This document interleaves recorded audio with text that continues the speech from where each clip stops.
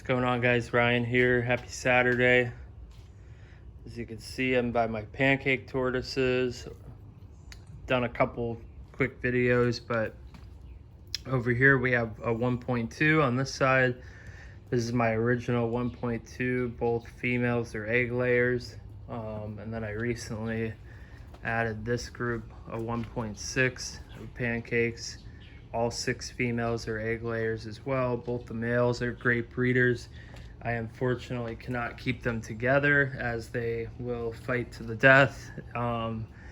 Especially this time of the year, this is when they typically breed the most, so I have to be careful about keeping them with each other. I do put them together sometimes because that competition sparks more breeding, and it helps a lot with fertility as well. So, and that's good, obviously, if you want viable, fertile eggs. So the reason I'm doing the video is, if you look right here, this is one of my hides here. It's just a log, that's all it is. And these are cork bark rounds.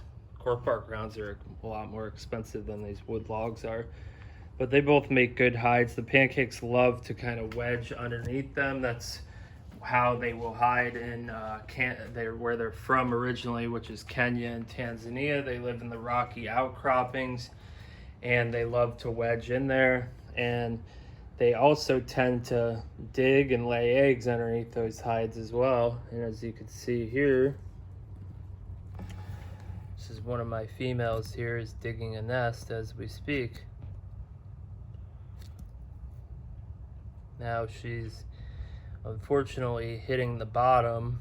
The substrate is about 6-7 inches deep. Usually that's enough substrate, but right now she's hitting the bottom. Hopefully that doesn't stop her from laying, but we'll see. If anything, I'll add a little bit more substrate in so she has a little bit more room if she wants the depth of the nest to be a little bit further. But like I said in the past, usually about 6 to 7 inches of substrate usually gets the job done. So this is actually a mix of cypress mulch and peat moss, which is it's basically almost just like dirt pretty much. And it's good because it stays dry, but also when they're nesting and they'll urinate on the nest, it holds humidity well, which is good for the egg. You don't want too much humidity, but it's just the perfect amount for a drier, essentially desert species that Pancakes are. So these are one of my favorite species. They're just awesome to keep. They're easy to keep. They don't require much. You don't need a ton of room for them. They do spend a lot of time hiding in their various hides, but as you can see, they do come out quite a bit, walk around. It's funny because I'll come out and one will be just like lounging up on top of here or over there or in the water dish. So they do spend some time coming out and walking around. It's not like they hide all the time. And these are two really cool examples of Pancake tortoises. They you can see this one right here is very light, and this one is basically the complete opposite. It's almost like a menialistic tortoise, and then I forget the name for it, but an extremely light one. And they're just so cool, and the different contrasts that you can have. And this one almost looks like it has some marbling on the shell. It's amazing. So yeah, looking forward to getting some babies from these two, and they're both proven egg layers, and they're going to produce some awesome offspring. And I'm amazed every day at how well these tortoises climb. They run off of this, climb down off of here, they jump over all this stuff, and they have no problem. They never have an issue being flipped over. And those, rocky outcroppings that they live in Kenya and Tanzania, they climb a lot. That's what they do, and that's how they evade predators. And it's amazing because I may have talked about this before, but you could actually see here see how flimsy and pliable that shell is. Well, that is right there is what they do is, so they wedge into here.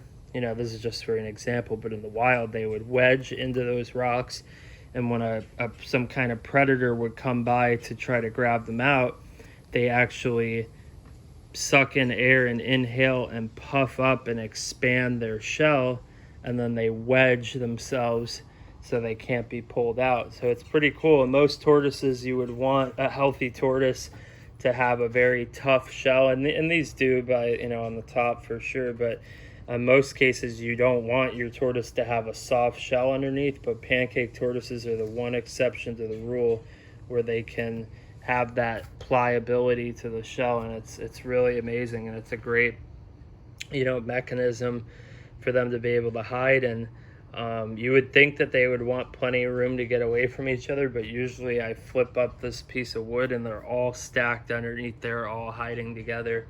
Something about it, they like that. And yeah, so awesome species, and I'm hoping that this female will deposit her egg. She turned around there. It looks like she's still digging. So we shall see, and I'll keep you guys updated. Have a great night. And hey guys, so here's another nice surprise. Not only is my female pancake tortoise laying right now, I have one of my female cherries laying too. As you can see, she's already dropped one egg into the nest.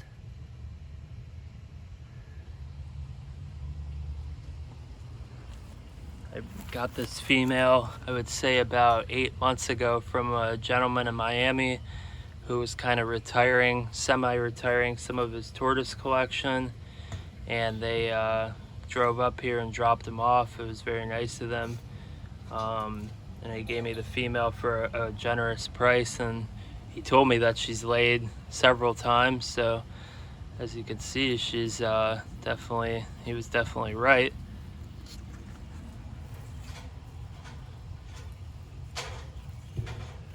Looks like she might lay another one.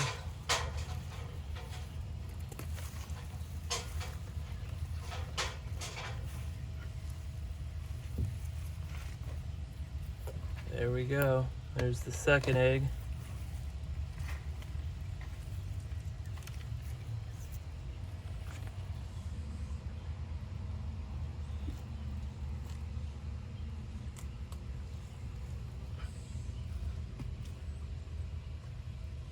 So it's been raining here for about the past week, and it's awesome because they can actually just tell when, obviously they can know when it's not raining, but they tell when the weather is kind of drying out a little bit, and then they pick the right time to drop their eggs because they don't want to lay when it's pouring rain. The chances are that the nest is going to get flooded and the eggs are going to get waterlogged and go bad. So very excited. I now have 6 adult female all lay eggs and Cherryhead, so I'm excited to get a lot of eggs this season. Last season I had 3 or 4, so it's really looking forward to it. I got my first clutch a few weeks ago, and this is the second clutch of the season, and she's doing a great job laying very fast. She's got 2 eggs in, or maybe 3 it looks like. Sweet. Well, I'll update you guys shortly and let you know how many eggs she laid. Alright, so it looks like she's done laying. I think she had about 5 eggs. She's now covering up the nest. They really are meticulous about how they do the nest, and it's perfect. They won't want it too deep or too shallow, and she'll gently cover up the eggs. Once I dig them up, it'll be about 90 to 120 days until they hatch. I'm super excited because this female's got bright yellow eyes and a bright red head. She's gorgeous and has some nice marbling as well.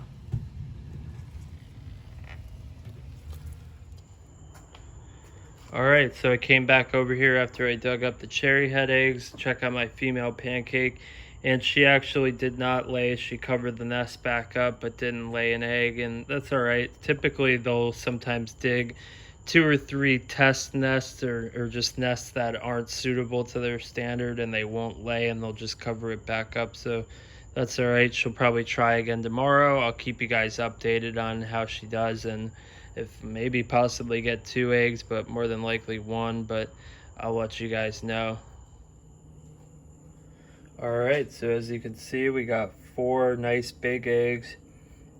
I already cleaned them off. I usually just run them under lukewarm water from the sink for just a second, clean most of the excess dirt off. I don't like to scrub them with a brush or anything like that. I just wipe them with my hand. Some say that I think you would call it amniotic fluid that comes out on the egg. Some would say that it's good to leave it on. Some say that it doesn't matter. I try not to scrub them too good, but I just rinse the dirt off. And the reason behind that is it just makes it easier for me to candle them. And when I'm candling, I'm looking to see if it has a viable embryo or not. And with the dirt on it, it makes it a little more difficult to see that. So they're looking good. It's going to be about 2 weeks before they'll start chalking and the embryo will attach to the sidewall, and then you can tell the egg is good. For now, I just have them dated and marked CH for Cherryhead. They're in this right here is vermiculite, which you can get at most hardware stores. It's a 1-to-1 ratio for good humidity. I mix whatever the weight is. If it's say half a pound of vermiculite, then you'll add half a pound of water. You're just going to do a 1-to-1 ratio, equal weight of water to vermiculite, and mix it together with your hands, and that makes it a good proportionate amount of humidity for the eggs. So they'll be going in the incubator, and like I mentioned already, they'll incubate for about 90 to 120 days. It just depends on the temperature. If you set them at a low temp like 82, 83, you'll typically get more males, and it will take longer to incubate. If you incubate at 87 or 88 degrees, you're going to get more females, and they'll incubate quicker.